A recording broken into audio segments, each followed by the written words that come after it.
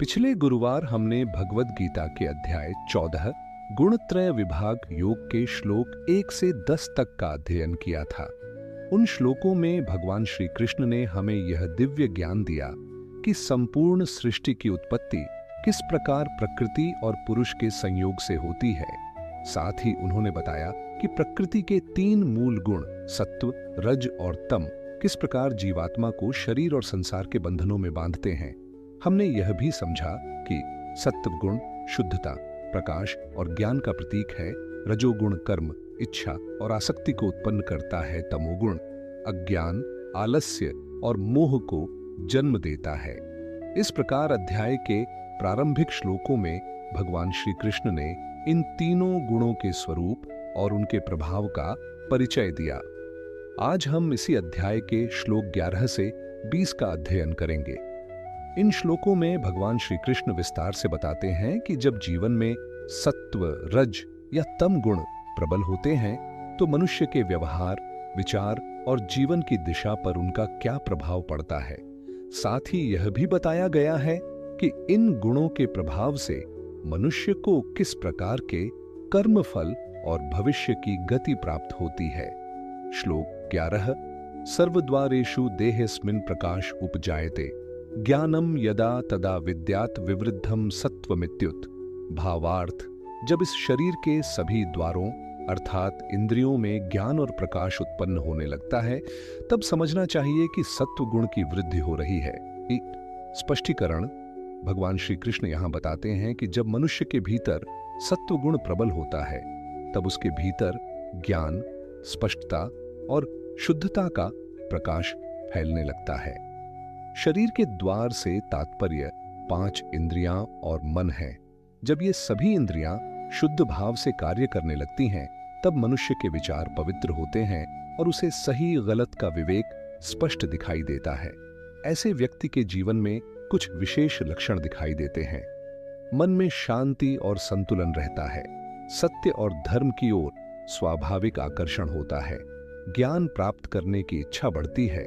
दूसरों के प्रति करुणा और सद्भाव उत्पन्न होता है।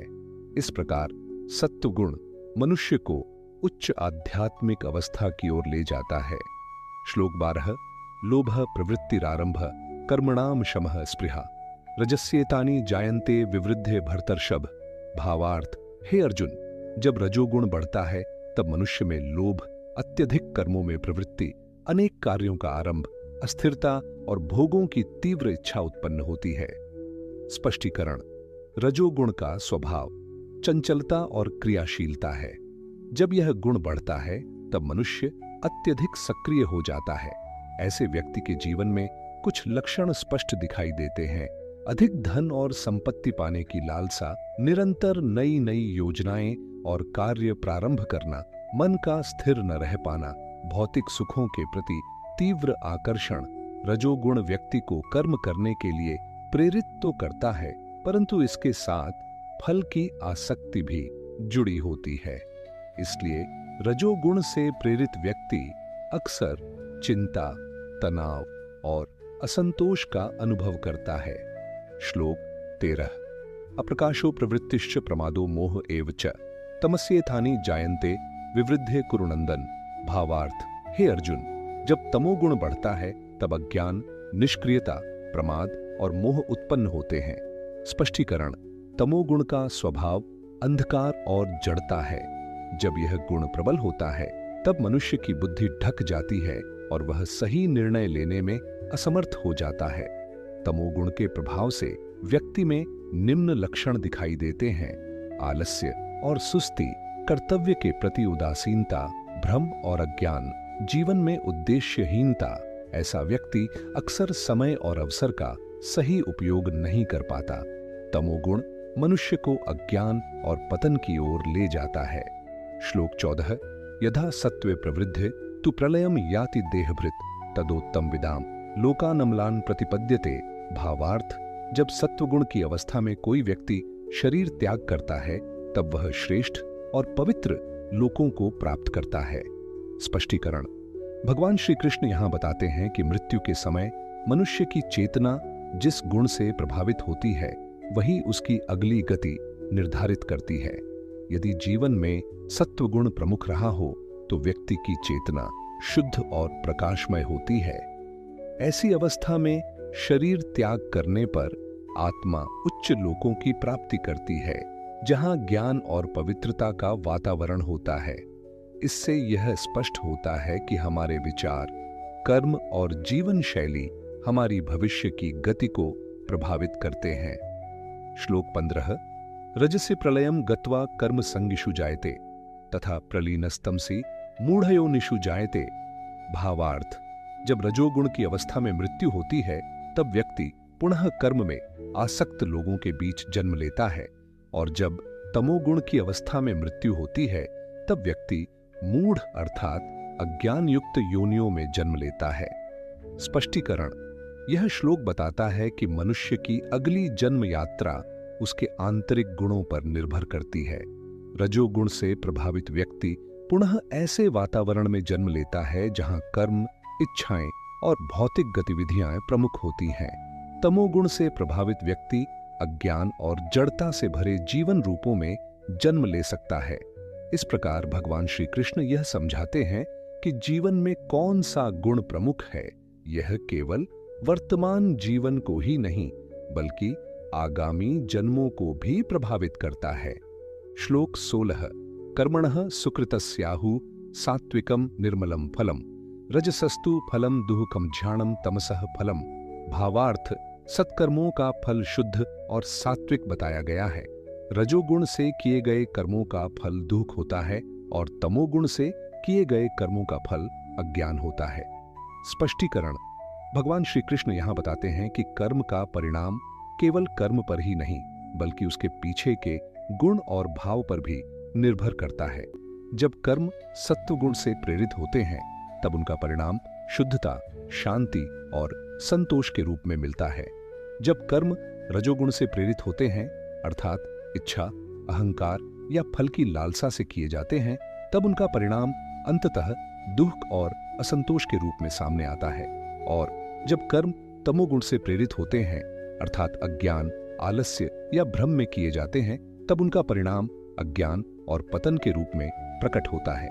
इस प्रकार यह श्लोक हमें सिखाता है कि कर्म से अधिक महत्वपूर्ण कर्म की भावना और चेतना होती है। श्लोक 17। सत्वात् संजायते ज्ञानम रजसो लोभ एव च प्रमाद मोहो तमसो भवतो ज्ञानमेव च। भावार्थ, सत्वगुण से ज्ञान उत्पन्न होता है, रजोगुण से लोभ उत्पन्न होता है और तमोगुण से प्रमाद, मोह और अज्ञान उत्पन्न होते हैं। स्पष्टीकरण, यह श्लोक तीनों गुणों के प्रभाव को अत्यंत स्पष्ट रूप से बताता है। सत्वगुण मनुष्य की बुद्धि को प्रकाशित करता है, इससे विवेक, ज्ञान और सत्य की समझ विकसित होती है। रजोगुण व्यक्ति के भीतर लोभ और अधिक पाने की इच्छा को बढ़ाता है। यह व्यक्ति को निरंतर भौतिक उपलब्धियों के पीछे दौड़ने के लिए प्रेरित करता है। तमोगुण अज्ञान, भ्रम और आलस्य को जन्म देता है। इससे मनुष्य अपने वास्तविक उद्देश्य को भूल जाता है। इस प्रकार तीनों गुण मानव चेतना की दिशा निर्धारित करते हैं। श्लोक 18। ऊर्ध्वं गच्छन्ति सत्वस्था मध्ये तिष्ठन्ति राजसाः जघन्य गुण वृत्तिस्था अधो गच्छन्ति तामसाः। भावार्थ, सत्वगुण में स्थित लोग उच्च लोकों को प्राप्त होते हैं, रजोगुण में स्थित लोग मध्य स्थिति में रहते हैं और तमोगुण में स्थित लोग निम्न अवस्थाओं की ओर जाते हैं। स्पष्टीकरण, यहाँ भगवान जीवन की आध्यात्मिक यात्रा का एक गहरा सिद्धांत बताते हैं। सत्वगुण मनुष्य को ऊंची चेतना और आध्यात्मिक उन्नति की ओर ले जाता है। रजोगुण व्यक्ति को भौतिक संसार में ही व्यस्त रखता है। तमोगुण व्यक्ति को अधोगति की ओर ले जाता है। यह श्लोक हमें यह भी सिखाता है कि हमारी चेतना की गुणवत्ता ही हमारी जीवन दिशा निर्धारित करती है। श्लोक 19। नान्यम गुणेभ्यः कर्तारम यदा द्रष्टानुपश्यति गुणेभ्यश्च परम वेत्ति मद्भावम सोऽधिगच्छति। भावार्थ, जब मनुष्य यह समझ लेता है कि इन गुणों के अतिरिक्त कोई कर्ता नहीं है और वह इन गुणों से परे परम तत्व को जान लेता है, तब वह मेरे स्वरूप को प्राप्त कर लेता है। स्पष्टीकरण, यह श्लोक अत्यंत गहन आध्यात्मिक सत्य प्रकट करता है। भगवान कहते हैं कि वास्तव में जो भी कर्म होते हैं वे प्रकृति के गुणों के द्वारा ही संपन्न होते हैं। आत्मा स्वयं केवल साक्षी है। जब कोई साधक यह समझ लेता है कि मैं कर्ता नहीं हूं, यह सब प्रकृति के गुणों का खेल है, तब वह अहंकार से मुक्त हो जाता है और धीरे धीरे परमात्मा के स्वरूप को प्राप्त करने की दिशा में आगे बढ़ता है। श्लोक 20। गुणानेतानतीत्य त्रीण देही देह समुद्भवान जन्म मृत्यु जरादु खैर विमुक्तो मृतमश्नुते। भावार्थ, जब जीव इन तीनों गुणों से ऊपर उठ जाता है तब वह जन्म, मृत्यु, बुढ़ापा और दुख से मुक्त होकर अमृत स्वरूप परम आनंद को प्राप्त करता है। स्पष्टीकरण। यह श्लोक अध्याय 14 के एक महत्वपूर्ण लक्ष्य को स्पष्ट करता है। भगवान श्री कृष्ण बताते हैं कि आध्यात्मिक साधना का अंतिम उद्देश्य केवल सत्व गुण को बढ़ाना नहीं है, बल्कि सत्व, रज और तम, इन तीनों गुणों से ऊपर उठना है। जब साधक इन गुणों के प्रभाव से मुक्त हो जाता है तब वह जन्म और मृत्यु के चक्र से मुक्त हो जाता है, संसार के दुखों से परे चला जाता है और परम शांति तथा अमर आनंद को प्राप्त करता है। यही मोक्ष या आत्म मुक्ति की अवस्था है। आज के अध्ययन का सार। आज के श्लोकों में भगवान श्री कृष्ण ने यह समझाया कि जब सत्व गुण बढ़ता है तो मनुष्य के भीतर ज्ञान और प्रकाश उत्पन्न होता है। जब रजोगुण बढ़ता है तो लोभ, अस्थिरता और निरंतर कर्म करने की प्रवृत्ति बढ़ जाती है। जब तमोगुण बढ़ता है तो अज्ञान, आलस्य और भ्रम उत्पन्न होते हैं। इसके साथ ही भगवान यह भी बताते हैं कि मनुष्य की मृत्यु के समय जो गुण प्रबल होता है उसी के अनुसार उसकी अगली गति निर्धारित होती है। अंततः इन श्लोकों का सबसे गहरा संदेश यह है कि जब साधक यह समझ लेता है कि सभी कर्म वास्तव में प्रकृति के गुणों द्वारा ही संपन्न होते हैं और आत्मा केवल साक्षी है, तब वह धीरे धीरे इन तीनों गुणों से ऊपर उठकर परम सत्य को प्राप्त कर सकता है। निष्कर्ष। आज के अध्ययन का मूल संदेश यह है कि हमारा जीवन हमारे भीतर कार्य कर रहे गुणों से प्रभावित होता है। सत्व गुण हमें ज्ञान और शांति की ओर ले जाता है, रजोगुण हमें कर्म और इच्छाओं के चक्र में बनाए रखता है, तमोगुण हमें अज्ञान और जड़ता की ओर ले जाता है। परंतु आध्यात्मिक साधना का अंतिम उद्देश्य केवल सत्व गुण तक सीमित नहीं है, बल्कि इन तीनों गुणों से ऊपर उठकर आत्मा के शुद्ध स्वरूप को पहचानना है। जब मनुष्य इस अवस्था को प्राप्त करता है तब वह जन्म, मृत्यु और दुख के चक्र से मुक्त होकर परम आनंद को प्राप्त करता है। अगले गुरुवार हम अध्याय 14 के श्लोक 21 से 27 का अध्ययन करेंगे। उन श्लोकों में अर्जुन भगवान श्री कृष्ण से यह प्रश्न करते हैं कि जो व्यक्ति इन तीनों गुणों से ऊपर उठ चुका है उसकी पहचान क्या होती है, वह संसार में रहते हुए किस प्रकार जीवन व्यतीत करता है और वह किन साधनों के द्वारा इन गुणों से परे जा सकता है। भगवान श्री कृष्ण इन प्रश्नों के माध्यम से हमें बताते हैं कि गुणातीत अवस्था क्या है और किस प्रकार एक साधक उस दिव्य अवस्था को प्राप्त कर सकता है। अंत में, यदि यह ज्ञान उपयोगी लगा हो तो कृपया वीडियो को लाइक करें, चैनल को सब्सक्राइब करें और इसे अन्य साधकों तक पहुंचाएं। हरि ओम तत्सत।